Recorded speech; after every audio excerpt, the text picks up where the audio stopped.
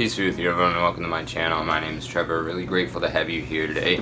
And so in today's video I'm going to be answering your questions from a Q&A video I posted about 10 or 12 days ago, I believe. So I'm just going to get right into these. And so I had a question from Daniel C. asking best blind buys and worst blind buys. So for me, the worst blind buy, I basically blind buy everything. I rarely sample things unless I get sent free samples along with a purchase. So the worst cologne that I've ever bought, or worst fragrance I've ever bought, was Yardley Navy. It was just so ill-composed and so poor quality of ingredients that it's the only fragrance that I outright threw in the trash and didn't keep for later testing. I don't know what it was. I don't know if it was just my reaction to it, because I saw in the comment section on Fragrantica for Yardley Original that somebody said Yardley Navy is really good, but it's not in the database. So I saw Yardley Navy on Joma Shop and decided to pick it up. It was like $15, but I absolutely could not stand it. It was super medicinal, just poorly constructed, at least to my nose. So that was definitely my worst blind buy, and my best blind buy probably had to be Creed's Royal Oud, given that it was one of my most expensive purchases that I've ever made. It was a pleasant surprise that it turned out to be in my top 10 fragrances of all time, based on the quality and the scent profile and the beautiful journey that it takes through its top, mid, and bottom. So I was really happy that I didn't spend over $300 on a fragrance that I didn't like. So I think Creed's Royal Oud was probably my best blind buy. Andre Foster asks, what is your spray routine and where do you spray? So I set aside, this is going to be my scent of the day today, Tom Ford's Beau de Jour. So I'll just go ahead and show you my spray routine. I usually start on the right side, hit behind the ear, then get the left ear, one on the back of the neck, two on the front sides of the neck. Then I usually go on either hand just because I enjoy kind of sniffing the fragrance throughout the day. Easy to kind of come up and bring it in. Sometimes I'll bring it down the whole arm if I've got like a short sleeve shirt on in the summertime, but usually in the winter when my sleeves are down I'll forego that spray. And then I also like to kind of put about 2 sprays on my hand and rub it into my beard and into my hair, just to really kind of get the projection and fragrance, some extra oomph. So that is usually how I do my spray routine. I'm a little bit of an oversprayer, but not excessive, I don't think. So that is my spray routine if you were wondering how that looked. So next question, Percy asks, when and what made you realize you're into fragrances? So I first got into fragrances when I went to a month-long intensive educational course at Zaytuna College, which is a Muslim college in California. So I converted to Islam sometime in like 2012, and I went to this college in 2018 to kind of get a fundamental basic understanding from some world-renowned scholars there, just to kind of understand the obligations that I had to follow in terms of like fulfilling sort of like religious duties, like the 5 prayers, what time those had to be going on, like how to ritually purify myself before the prayer, what kinds of rules there were around fasting and Ramadan, that sort of thing. So when I was at the college, they had a gift shop where they were selling some Middle Eastern attar oils, and I picked a couple of them up while I was there at the gift shop, and that was when I realized I was into fragrances. And then also one of the reasons that the Middle East has a certain affection for fragrances is because there's a famous saying from the Prophet Muhammad, peace be upon him, that there's 3 things that were beloved to him, and they were the gentleness of women, prayer, and perfume. So because he had an affection for perfume, a lot of the Middle Eastern culture also has an affection for perfume. So that was sort of the beginning of my fragrance journey, was kind of an extension of my journey into Islam. Okay, so Pablo asks, how long does it take you to get through a bottle with such a substantial collection to rotate through?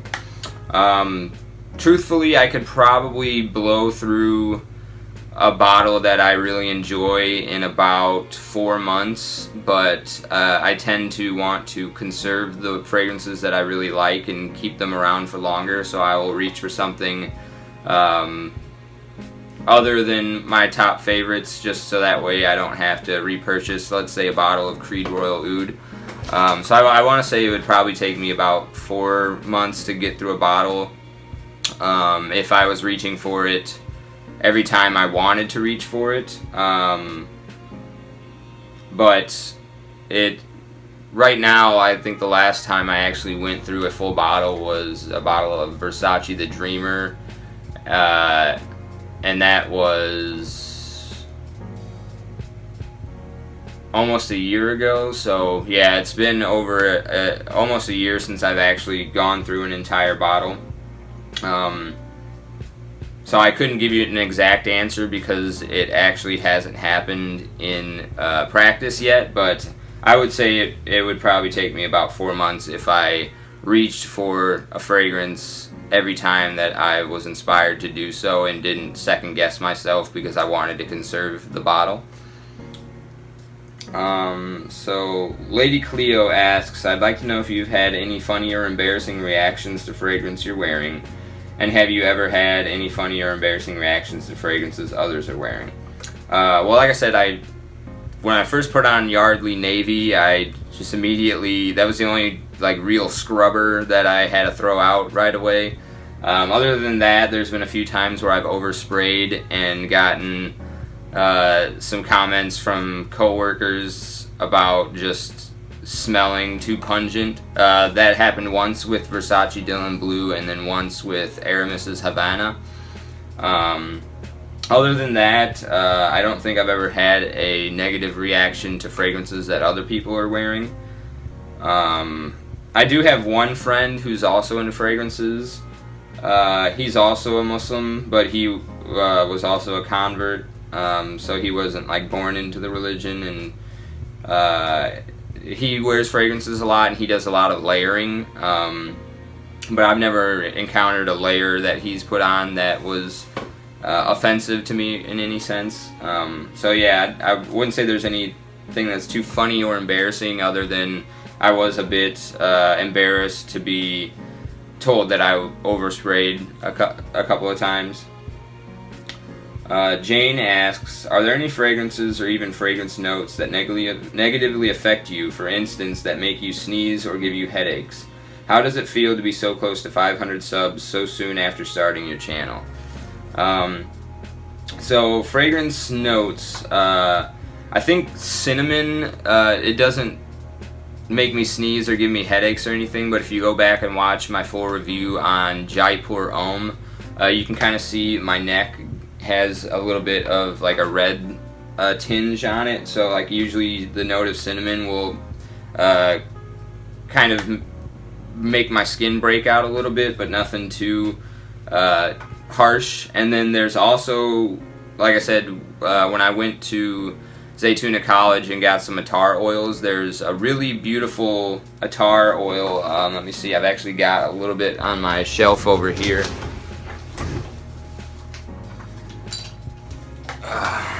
So this is one of the attar oils that I got from the gift shop there. This is called Granada Amber. This is an amazing scent. It kind of smells like Zaharoff's The Siren that Curly Scents did, the original run from the Z Creators. can see like the Granada Amber on the cap there. Except this came out long before that fragrance did. But whatever, they won't list the full fragrance note breakdown for these Attar oils, but unfortunately, while this fragrance is amazing, it does cause me to break out quite a bit more severely than the cinnamon does. So I sometimes will put this one in my beard and on my clothes just because my skin reacts poorly to it. But there's not, as far as I can tell, anything that gives me headaches or makes me sneeze, but my skin is a little bit sensitive to certain spices. And then as far as the 500 subs, it is rather enjoyable, I guess, to have this many connections being made. I haven't really given much thought to the sub count or the channel growth per se. My intentions with starting the channel were more or less because I had been getting just, I don't want to say like fed up with, but like Facebook and Instagram were social media outlets that were just incredibly boring for me anymore. It was just like kind of like a wasteland in some sense. So starting a YouTube channel was in some way a means of having a social connection with people that I shared a real passion with, in terms of I can connect with more people that are into fragrances like you guys. And yeah, so I mean the channel growth is nice to see, and it's like awesome to connect with so many people, but it's not something that I really have that much of a concern with per se. But yeah, I mean, I'm happy to keep growing and continuing to make more connections. Shout out to a lot of all my subscribers, everyone that asked a question. I really appreciate you taking the time to make connections with me and, offer yourselves and make these connections like this. And then, also shout out to Goldie, Tailor Made Tea, Grown Man Style, Swain Swaggy Scents, Keith from The Fragrant Life, Robes 08, Mark, thank you for reaching out and being a fragrance guru to me, and offering me a hand of support in starting this channel.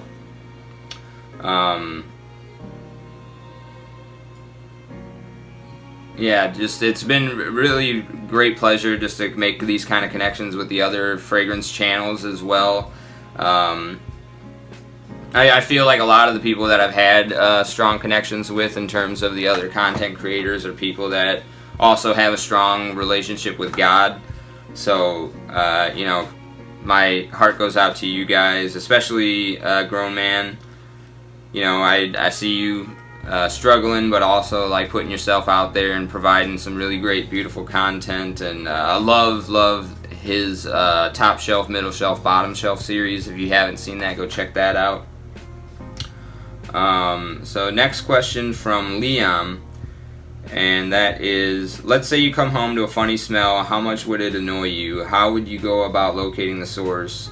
You can't find the smell and it gets worse. How would you react, and what would you do? Would you need to find it, or would you just try to cover it up? Any good stories about having to sniff out the cause of a strange smell? So yeah, I don't quite have like OCD, but like if I lose something, I will incessantly search for it until I find it. And it doesn't matter if it's something that's like important, like if it's just like some minor thing that's out of place, like I have to figure out where it's at. So I feel like an odd smell in the house is kind of in that same vein, so I would go out of my way to try and find it and sniff it out. And if I couldn't locate it through my nose, like I would just search randomly until I discovered what it was. I can't recall any instances where there was a time where I had to sniff something out. Like I never had like a hamster crawl down a vent and die or anything like that, or maybe there's been a time where something rotted in the fridge and I had to kind of like dig it out, but there's no vivid memory coming to mind of something of that nature. But yeah, I would definitely sniff it out and not try to cover it up. So Clinton asks, I'd enjoy knowing what the first fragrance you remember wearing was. Also, how long were you really into fragrances before you began your channel?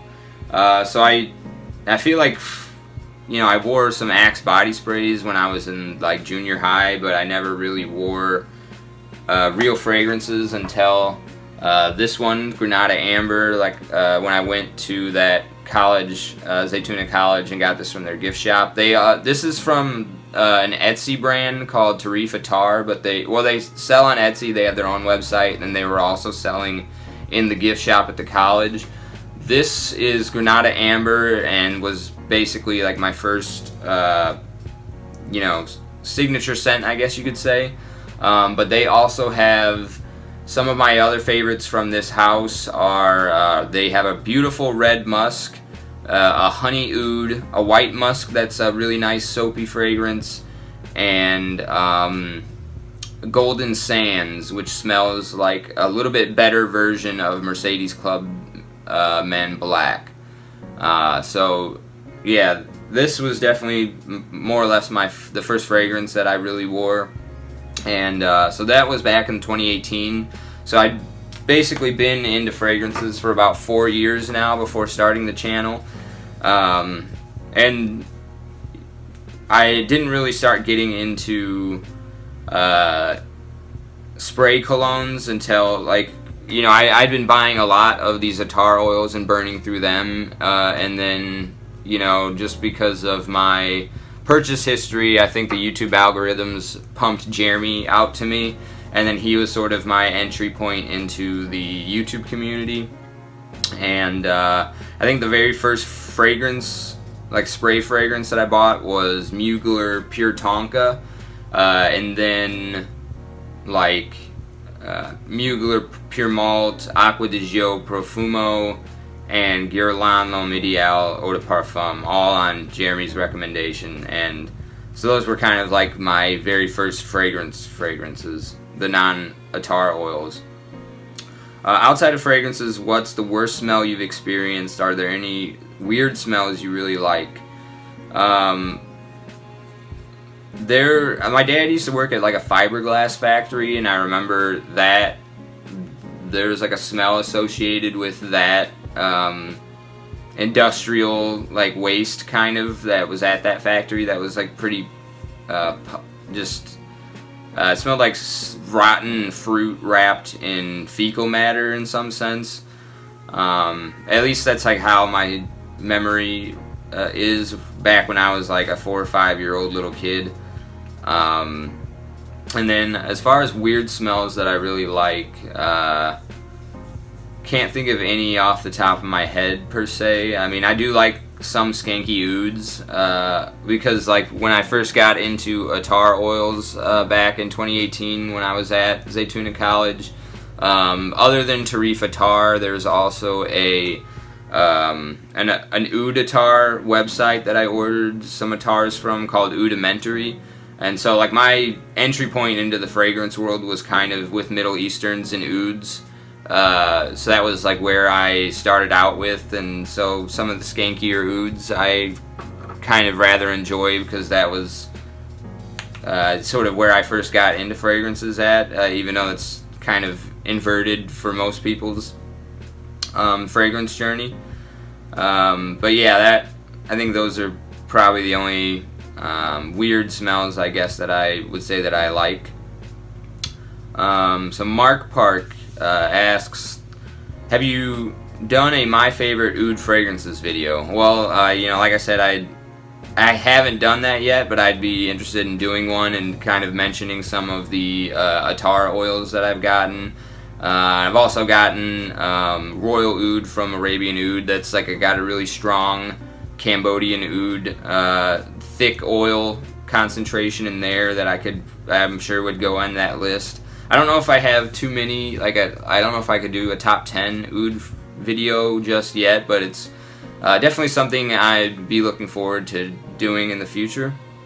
What spawned my interest in fragrances? Like I said, it was in part just being a Muslim in and of itself, like, kind of draws you into the fragrance world, just because part of it is like having a loving friendship with the Prophet Muhammad, peace be upon him, and so because he had a love of fragrances, it's something that I share in a passion with him, in the same way that, you know, me starting a channel is my means of connecting with other people that share in that passion of fragrances. So yeah, just, you know, going to that Zaytuna College was sort of where my fragrance journey began. And then what are my other interests? Well, like I said, you know, world religions in general, like, I mean, I settled on Islam as like my way of life, in terms of like the religion that I decided to run with, you could say. But I got my bachelor's degree in mindfulness studies, and I was planning on getting my master's to do cognitive behavioral therapy, but there's a few reasons why I didn't continue in that pursuit. The first being just because I had like a moral confliction about even being a therapist, because I really had a hard time accepting money from somebody that I was trying to offer some type of like help to. I mean, I guess in some sense you could look at it like it's a doctor, but you know, we can see how like the medical industry has become corrupt in some sense by bringing the element of money into the helping professions. So I mean, I've considered, you know, eventually starting a separate channel that's focused on sort of helping people in that way, where I could offer services for free in some sense. But yeah, like world religions and like Buddhism and the Zen tradition that came out of Buddhism once it reached China and eventually Japan are very near and dear to me as well. So yeah, other than fragrance, like world religion and philosophy are some of the things that I really enjoy and spend some of my spare time devoting to. So yeah, that's, I guess, other than fragrances, like religious studies and mindfulness practices, meditation. I enjoy nature a lot. I try to get some time spent out doing nature walks. I used to go every day, and then since my daughter's been born and since the weather's gotten really cold, I've kind of pulled back a little bit on that. But yeah, other than that, and then I also play Magic the Gathering. I've created a lot of custom Magic the Gathering sets, and then I've also don't really play video games anymore, but I like a lot of the old Nintendo 64 and GameCube era games, and like a big Pokemon fan. So moving on to the next question. Thank you, Mark. Those were some good ones. Eddie B, what do family and friends think of your love of fragrances? With so many bottles, I'm sure you've gotten raised eyebrows once or twice, right? Happy holidays, Trevor.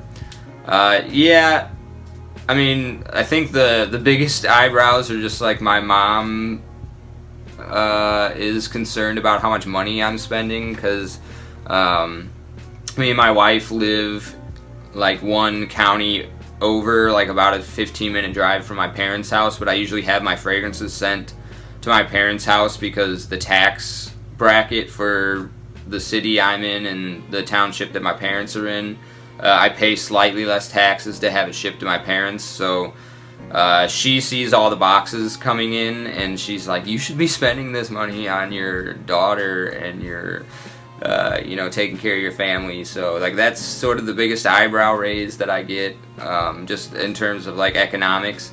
But yeah, there's been a few people like my on my wife's side of the family, when they come over and they see like my dresser full of all the bottles, it's kind of like, wow, like that. You don't see that very often. I've never seen somebody with that many colognes. But I've also always been a little bit of a black sheep in the family. Like, obviously, like deciding to become Muslim, that is, I got a little bit more raised eyebrows from that, from my family, than from the colognes. But I digress. It's I haven't really gotten too much pushback on the colognes, just because it's a fairly innocent hobby, and it generally offers a lot of enjoyable moments to the people around me.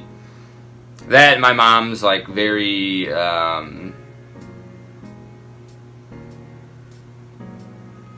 appreciates like the finer things, so I've gotten her a few Chanel perfumes, and she's been rather happy to receive those. So she's pretty content with this as a type of hobby of mine. What's that smell? Really kind of you to put this together so quickly. I'd like to know, are there any fragrances that you smell everywhere? Has your nose improved since you first got into fragrances? How have you found having a fragrance channel so far? Yeah, I don't really smell too many fragrances everywhere. I live in a relatively small town, so there aren't really that many people wearing fragrances around me. Other than, you know, maybe body odor is like something I smell a lot. And then I do feel like my nose has improved since I got into fragrances. Like, I know that I thought Terre d'Hermes smelled kind of bad when I first got into fragrances, but now I think it's one of my favorite fragrances in general. So it's been a subtle transformation, so it's like hard to say how or if it's improved. But I do know that there are certain fragrances that I didn't care for at first, and like now I do enjoy. So there's definitely been a transformation in my palette, but it's hard for me to determine if that's like an improvement per se, or just, you know, what the variables in that are. And then, yeah, having a channel has been incredibly fulfilling. Like I said, you know, I've made a lot of great connections with subscribers like yourself and the other channels out there, the other fragrance content creators. It's been really nice to connect with other people, and you know, like just even right now, just having this back and forth is something that I've been somewhat looking for out of other social media outlets for a number of years, and like I said, haven't been able to extract from those outlets because they're just such a wasteland anymore in some sense. So Leo asks, what are some really good, or there are some really good questions so far. I went from the bottom up, so I went from the last posted questions, and I'm going back to the first posted.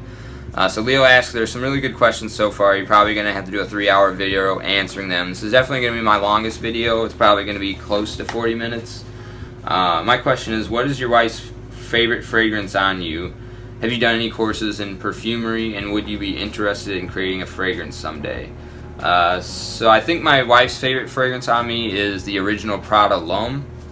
It's the only one that she's complimented me, or it's one that she's complimented me the most on, and then it's the only one that she's reached for and worn herself out of my collection. I think that one's a little bit sweet and kind of stuffy, so I don't wear it that often. I do, Prada L'Homme Intense though is like one of my top 10 fragrances of all time as of right now in my collection though. But yeah, so Prada L'Homme, the original, is her favorite on me, and then I've never done any courses in perfumery, although I would love to get into the fragrance industry professionally. It's definitely an awesome like creative outlet. I don't think I don't know how or where I would be able to kind of get my foot in the door in that realm, but it's definitely something I'd be interested in. And then, would you be interested in creating a fragrance someday? Yeah, I mean, I think it'd be like definitely a dream of mine to sort of step into a position that like Tom Ford is in, and just acting as a creative director for fragrances. I've considered doing some creative direction videos and just talking about some ideas about moving in forward with creating a fragrance and like the story behind it. One of the things that I've thought of in terms of if I did have my own fragrance line is building a fragrance line around the notes of coffee and green tea together. And the story behind coffee and green tea is so both of these notes, or I guess you could say drugs in some sense, because they both contain caffeine. So we drink coffee and green tea for caffeine, and then also for alertness. And then each of these two has origin stories related to Islam and Zen.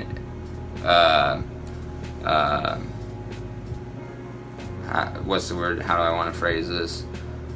So like green tea comes out of the Zen tradition, and the origin stories behind green tea is that Zen's founder and first patriarch Bodhidharma was meditating and fell asleep, and because he got so upset with himself that he lost his concentration during meditation, he chopped off his eyelids so that way he would never doze off again. And where he threw his eyelids on the ground is where the first green tea plants sprouted.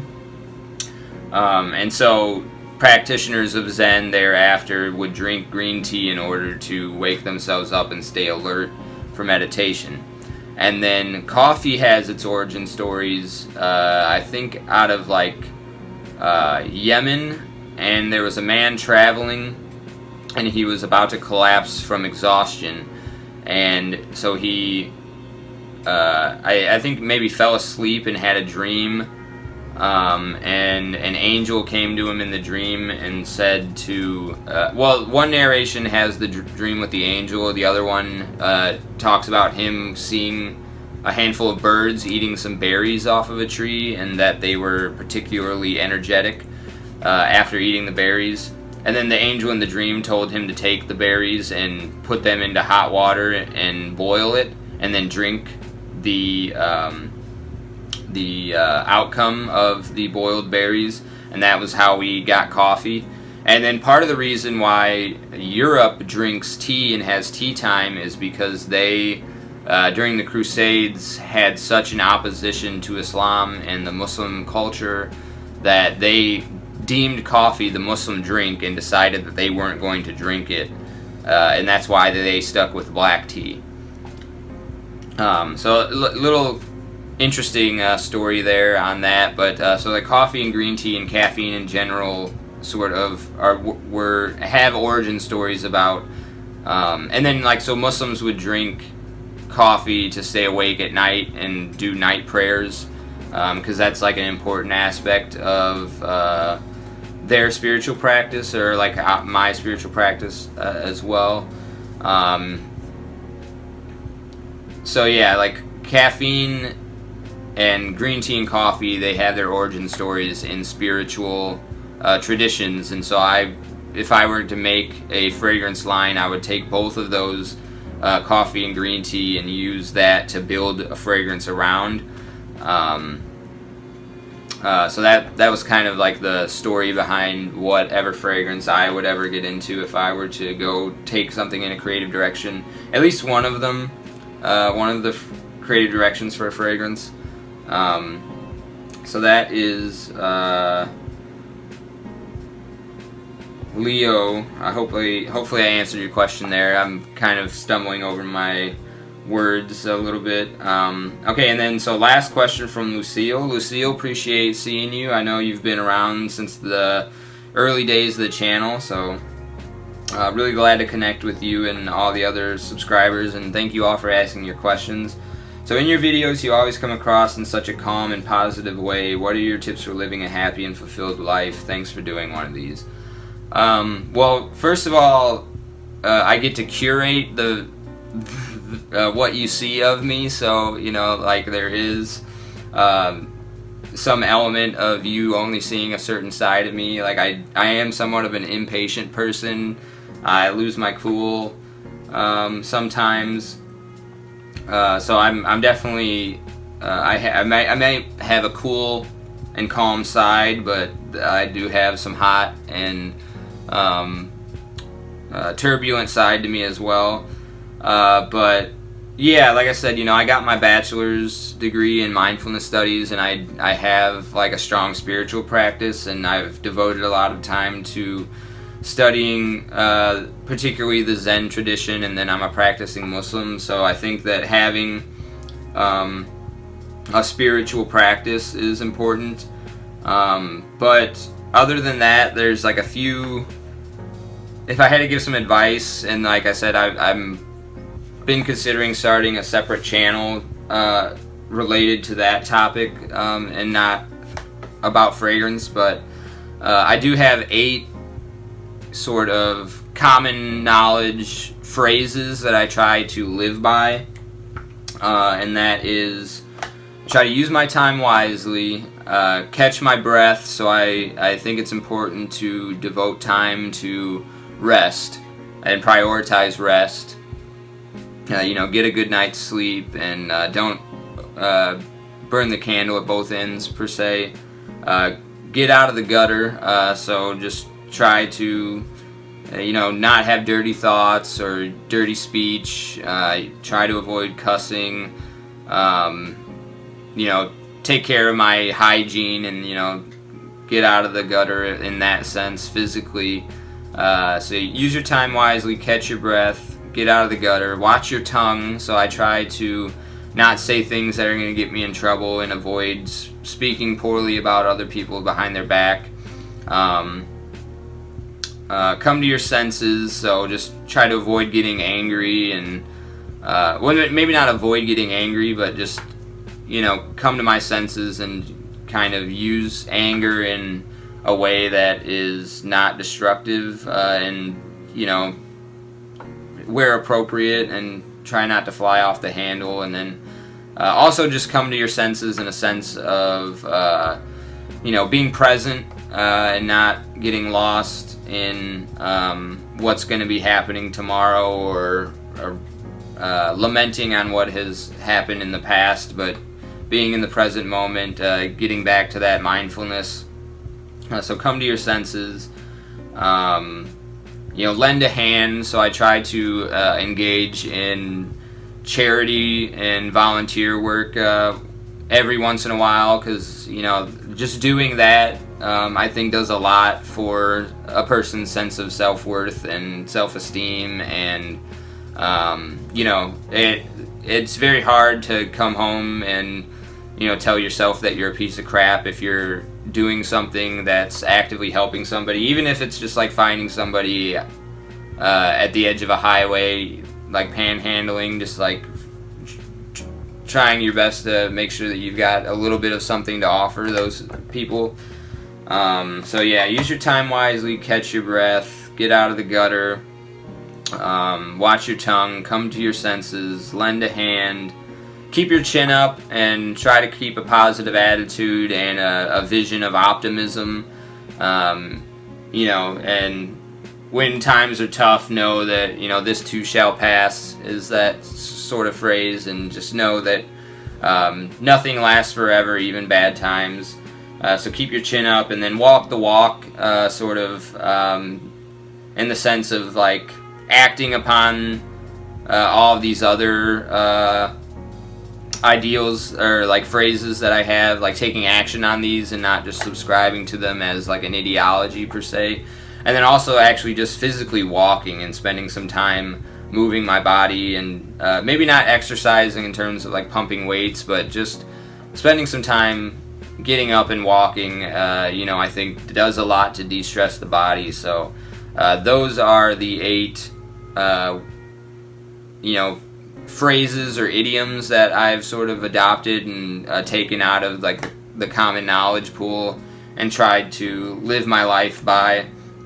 Other than just like taking on interest in spiritual practices, those are just, I think, some of the common sense sort of pieces of advice that have been handed down to us through the generations that I try to adhere to in order to live a happy and fulfilled life. So I think that brings us to the end here, wrapping up right around 40 minutes. I appreciate you sticking with me this long, and I will see you in the next one. Take care.